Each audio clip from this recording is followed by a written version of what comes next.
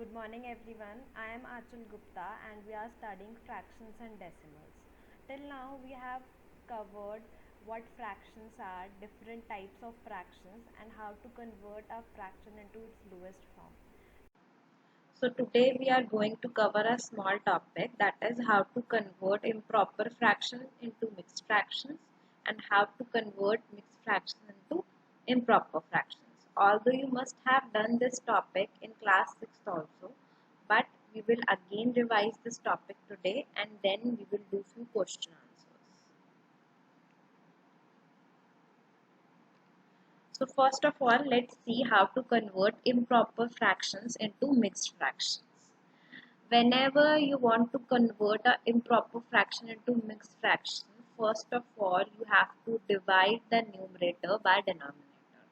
As you can see in this example, here my improper fraction is 7 upon 3. Here 7 is my numerator and 3 is my denominator. So first of all you have to divide 7 by 3 as it is done here.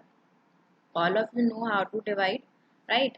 After division you have to write in this particular format our mixed fraction. How? Whatever will be my quotient, here 2 is the quotient in this example, so whatever will be my quotient, it comes in whole part right here. Whatever is my remainder is 1 here, so it will come in my numerator part, and whatever is my divisor, it will come in denominator part. So my improper fraction, that is 7 upon 3, it will turn into 2 1 upon 3, where 2 is whole part, that is my quotient, 1 that is my remainder will come in numerator, and 3 that is my divisor, it will come in denominator. Let's see one more example. Here I have to convert 15 upon 7 into mixed fraction. It is also an improper fraction. Why? Because numerator is greater and denominator is smaller, right? So what you have to do first, you have to divide 15 by 7. So when I divide 15 by 7, 2 will be my quotient, 1 will be my remainder and 7 is my divisor. How you will arrange this? Quotient will come as whole part, remainder will come in numerator and my divisor will come in denominator. So 15 upon 7 will be equals to 2 1 upon 7. I hope it is clear to you. Our next topic is how to convert a mixed fraction into improper fraction. Now you have to do the opposite thing. Okay. Now mixed fraction is given to you and you have to convert it into improper fraction. So first of all, if any mixed fraction is given to you, first thing is you have to multiply this denominator with the whole number. So first of all you have to multiply this 4 with 2. It will be 8, and then whatever will be the product, whatever will be the answer of this multiplication, in that you have to add this numerator. As it is being done here, firstly 4 is multiplied with 2, here it is, and then 3 is being added over here. So 4 multiplied by 2 will be 8, 8 plus 3 will be 11. So 11 will come in numerator and denominator will remain as it is given in mixed fraction. See one more example over here. Here mixed fraction is 4 1 upon 3. So first of all multiply 3 with 4. It will become 12 and then add numerator. 12 plus 1 is 13. So 13 will be our numerator in improper fraction and 3, that is our denominator, will remain as it is in improper fraction also. So answer will be 13 upon 3. Now we will do few questions about the topics that we have covered yesterday. So our first question is, you have to identify which of the following are fractions. As we have studied in our last class that fractions are those numbers which can be represented in the form of a upon b, where a and b are whole numbers and b, that means denominator cannot be 0. So basically there are three conditions. First of all, their representation should be in the form of a upon b. Second, both numerator and denominator should be whole numbers. And third, denominator cannot be 0. You have to check all these three conditions. So let's see first example. First part. Here 7 upon 8 is given to us. It is A upon B form. First condition is being fulfilled. Now you can see here numerator is 7 and denominator is 8. Both are whole numbers, right? So second condition is also fulfilled and our denominator is not 0 here. So all three conditions are being fulfilled. That is why 7 upon 8 is a fraction. Okay. B part is 0 upon 5. Again A upon B form is there.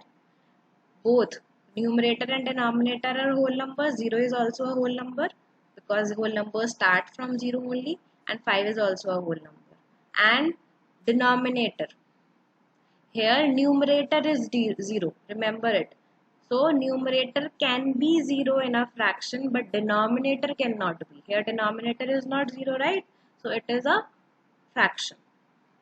Now C part, here you can see it is A upon B form, but can you see here numerator is minus 4.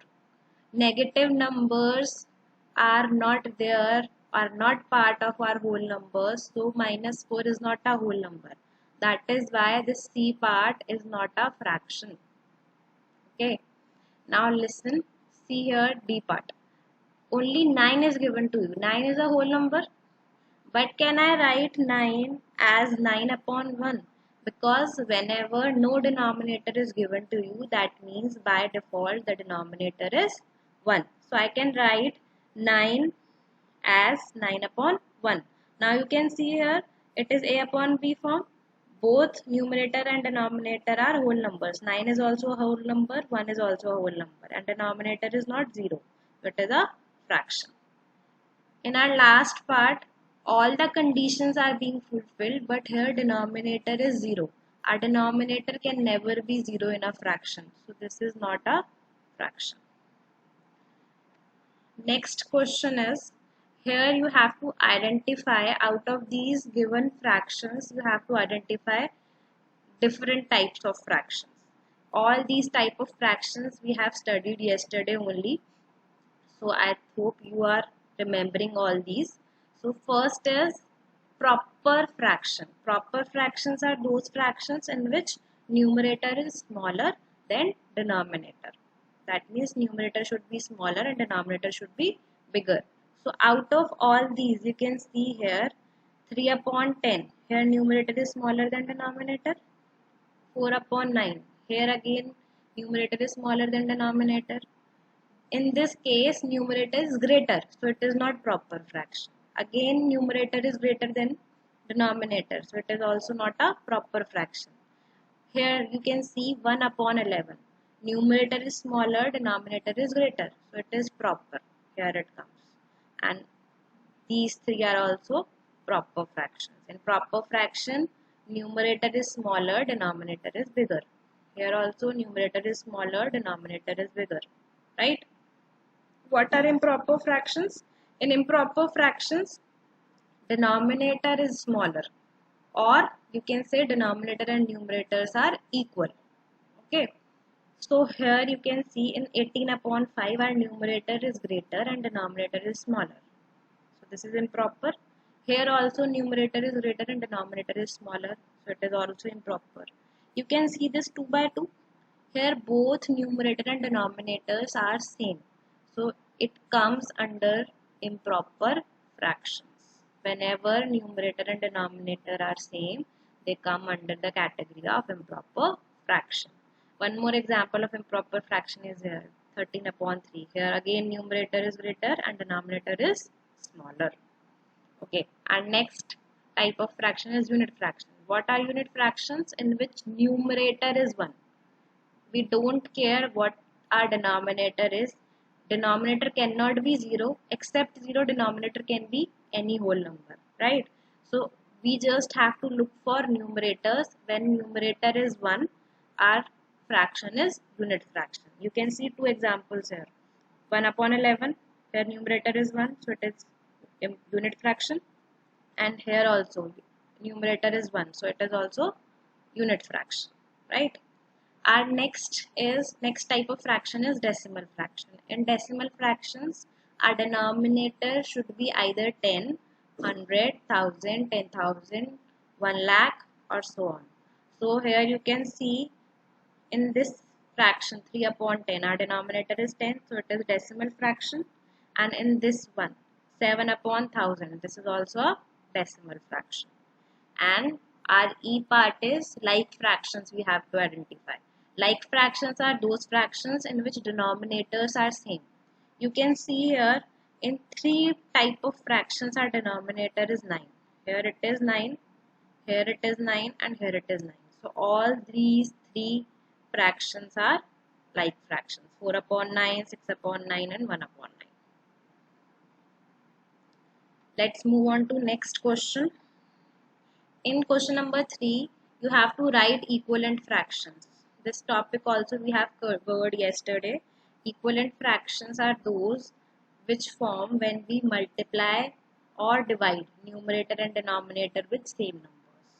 So here you have to write 3 equivalent fractions of both of these parts.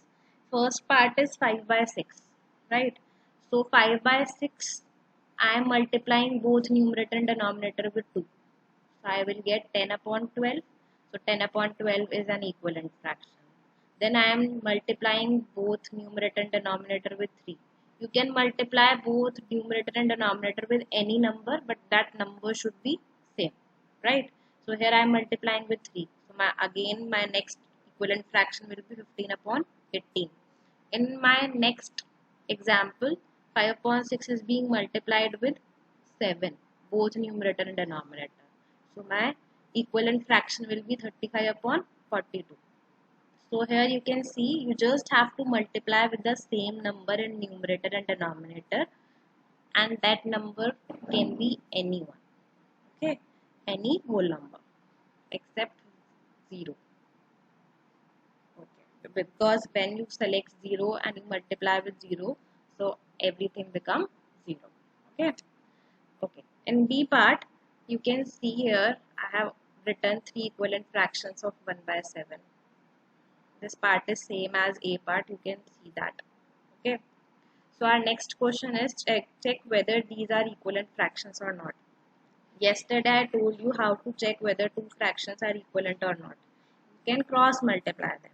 Here you can check it. These 2 fractions we have to check, so just cross multiply. You have to multiply this 6 with 7, it will become 42, and when you multiply this 8 with 14, it will become 112. These 2 multiplication, these 2 products are not equal, so these are not equivalent fractions. When we check this B part, you have to check both these are equivalent or not. So again we will do cross multiplication. This 25 will be multiplied with 12. Here it is 12 multiplied by 25. And on another side you have to multiply 5 with 60. So when you multiply 60 with 5, answer will be 300. And when you multiply 12 with 25, answer will again be 300. Both of the products are same, so both of them are equivalent fractions. I hope these topics are clear to you. You have to do all these questions in your classwork. Thank you.